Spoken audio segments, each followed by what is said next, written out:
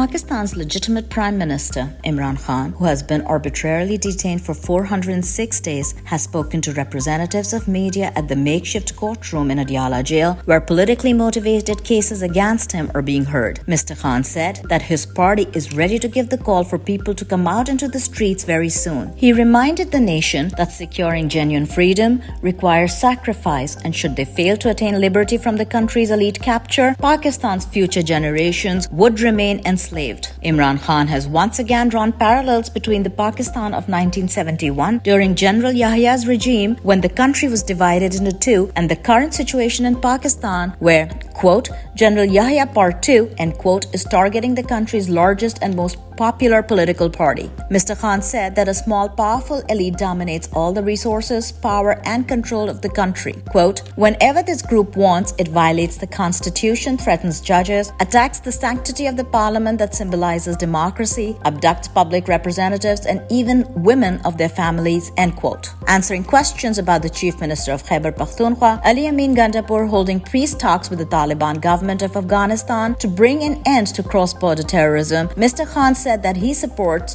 Gandapur's efforts to engage in dialogue with the Afghanistan government and establish peace, and that if terrorism is not eradicated, Pakistan's economy will come to a standstill. Imran Khan stated that peace and rule of law are imperative to bringing investments into the country.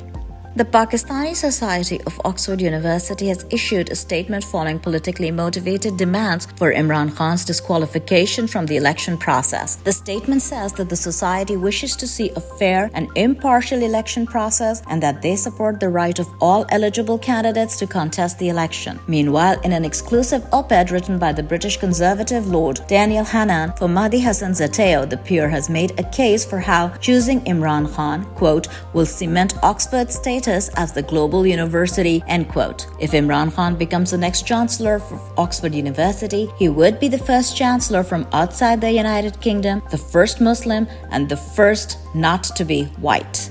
Sadaqat Baloch, an MNA, has been missing for 2 days after he was taken by unknown men following his surrender. His family was violently abducted to force his compliance, and their whereabouts remain unknown. He had handed himself over to get his family released. PTI Secretary General Barrister Salman Akram Raja briefed the press about this disturbing incident, which is linked to a constitutional amendment bill aimed at extending Chief Justice Faiz Isa's term, highlighting a troubling attempt to intimidate lawmakers and manipulate the legislative process. PTI's leader of the opposition in the National Assembly, Umar Ayub Khan, said that the intelligence agencies have shaken the foundations of the country. He demanded that the Directors General of the intelligence agencies release Sadaqat Baloch immediately. Vaz Rana of the Express Tribune reported that according to sources from the Ministry of Finance, the government has accepted the term sheet of Standard Chartered Bank London for 2 loans totaling $600 million. The country would pay the highest interest rate of around 11% after it could not get any additional financing from the bilateral sovereign creditors. The country needs more foreign financing in the coming years, as it will be facing the mammoth task of arranging $26 billion annually to repay debt and remain afloat. Canada and the United Kingdom have announced their support for Ukraine using long-range missiles to strike inside Russia. President Putin has responded by declaring that the decision to allow Ukraine to strike Russia with Western-made long-range precision weapons will mean that NATO countries are declaring war on Russia. Russia's representative to the UN has confirmed Putin's words that NATO is on the brink of war with Russia.